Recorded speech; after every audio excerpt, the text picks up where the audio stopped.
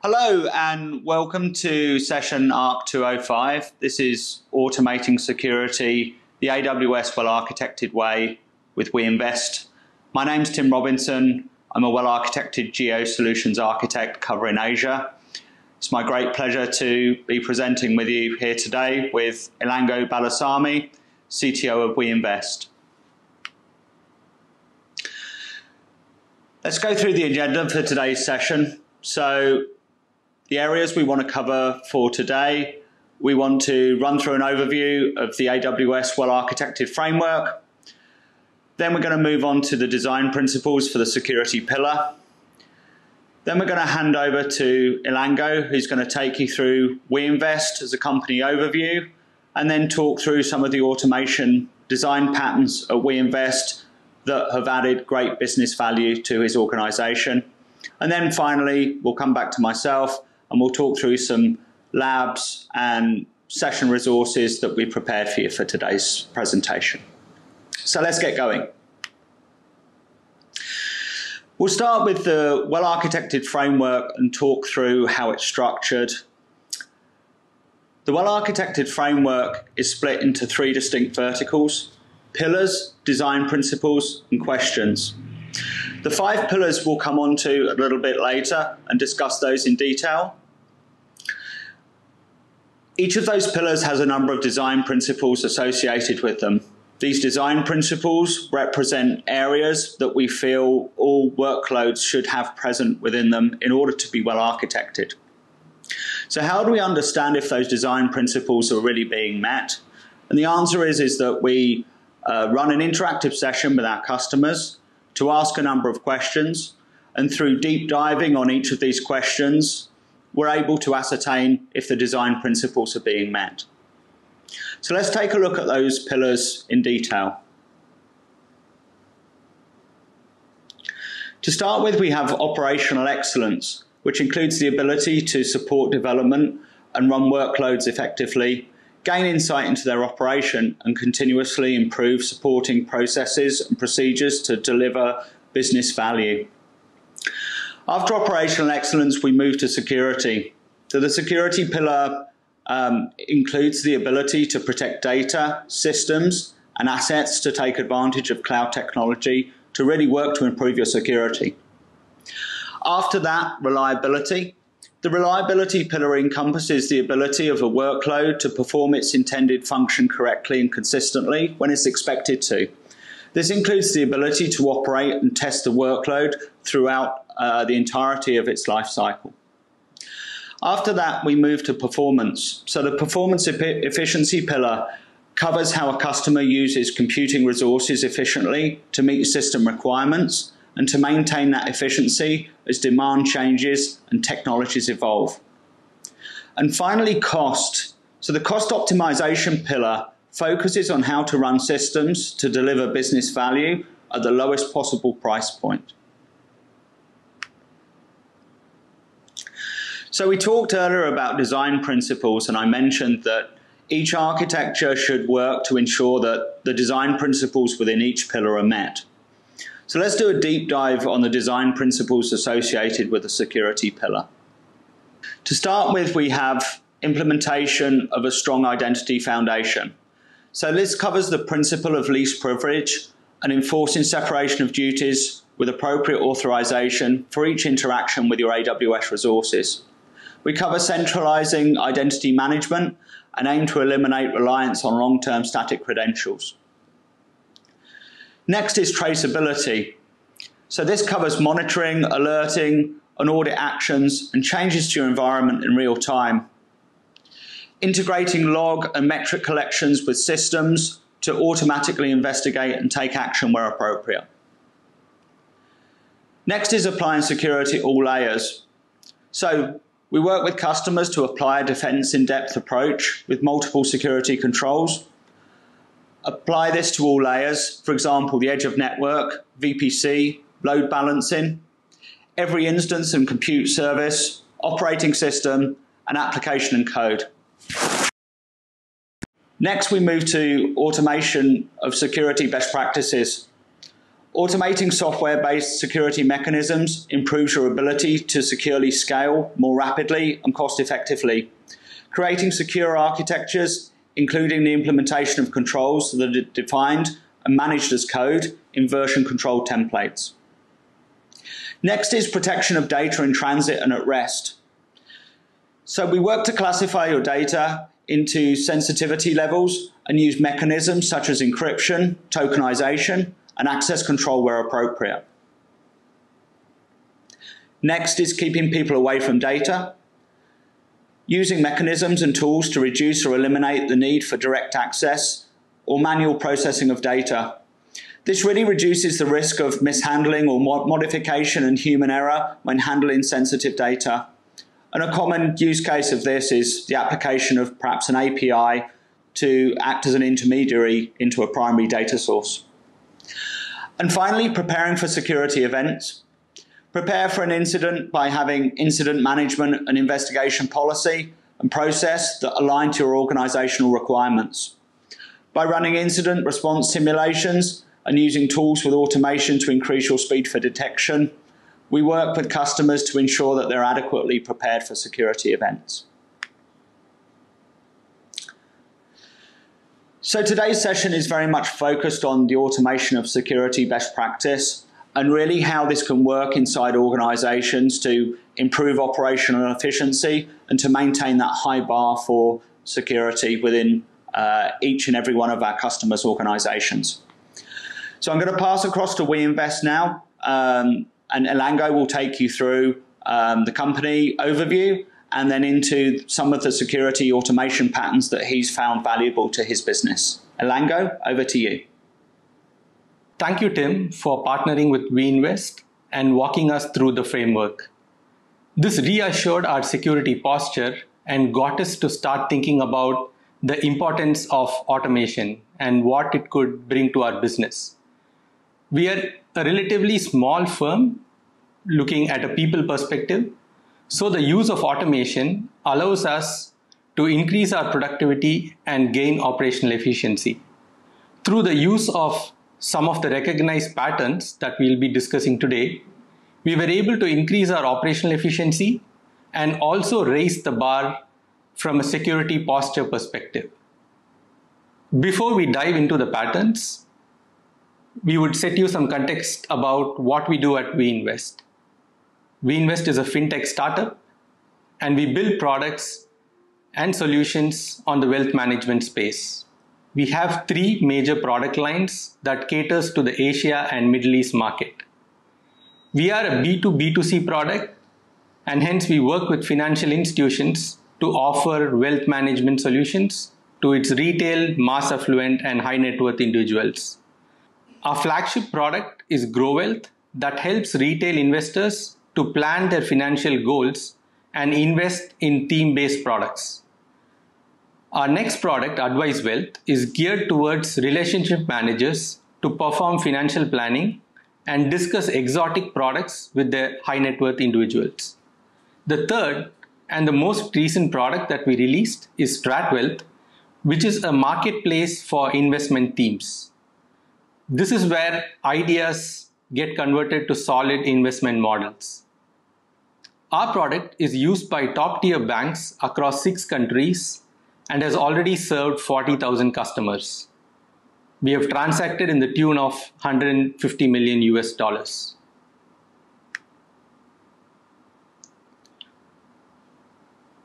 In all our engagements, WeInvest has been the first cloud-based product to be used by the financial institution, and hence, it is important to have the best security posture that gives the comfort factor for our clients and customers to put sensitive information in the cloud. These set of broad controls and design principles that Tim had covered in the previous slides give us that security posture. We use IAM for implementing principle of least privileges, ensuring that security is implemented in layers, making sure data and sensitive data is encrypted both at rest and in transit. We also leverage automation where possible in meeting audit requirements. As Tim mentioned, automation of security best practices is one of the key design principles for the security pillar. In today's session, we will take a deep dive into a number of such patterns that we have implemented within our company to bring business value and maintain our security posture. Today, we are going to be looking at how we monitor cryptographic activity, how we report irregular activity in our accounts, how we use automated patching using the EC2 image builder. Finally, I will hand it over to Tim, who would walk us through how WeInvest uses config rules to perform continuous compliance.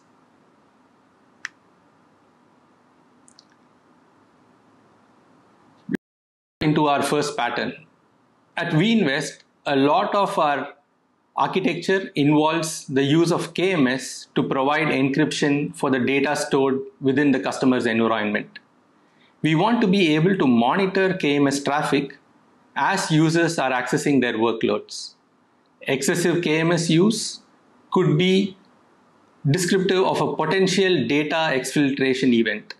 In addition to this, errors which are generated from KMS could also be an issue within the workload. In both these examples, we would require manual intervention. So the use of automated pattern with alerting provides us with huge business value. Let's look at the pattern that we have built. Here what we are seeing is an application that is encrypting sensitive information such as PII before storing it into an RDS. This ensures that DBAs and system admins who look at the DB don't get exposed to the sensitive information. As part of each encryption or a key request, KMS sends events to CloudTrail, and we leverage this to build our automation. These audit events are then sent to CloudWatch, where we have defined thresholds. These thresholds ensure that when there is encryption happening beyond a certain value, let's say for a duration of 5 minutes, it starts to raise alerts. And these alerts are delivered to SNS, from which they get paged to our securities operation team. And then the operation team would kind of take remedial action. As you can see, this automation was implemented without having to write a single line of code.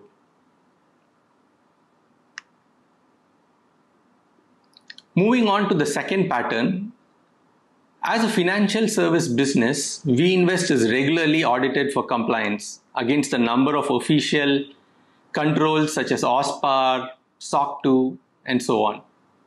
And these audits have traditionally been a drain on our resources in terms of collecting information and demonstrating that our controls are in place and are functioning appropriately. I'm sure we have all run around for evidences and artifacts when an auditor steps in. Through the use of these patterns, we are able to build artifacts autonomously, which we can then use within an audit scenario.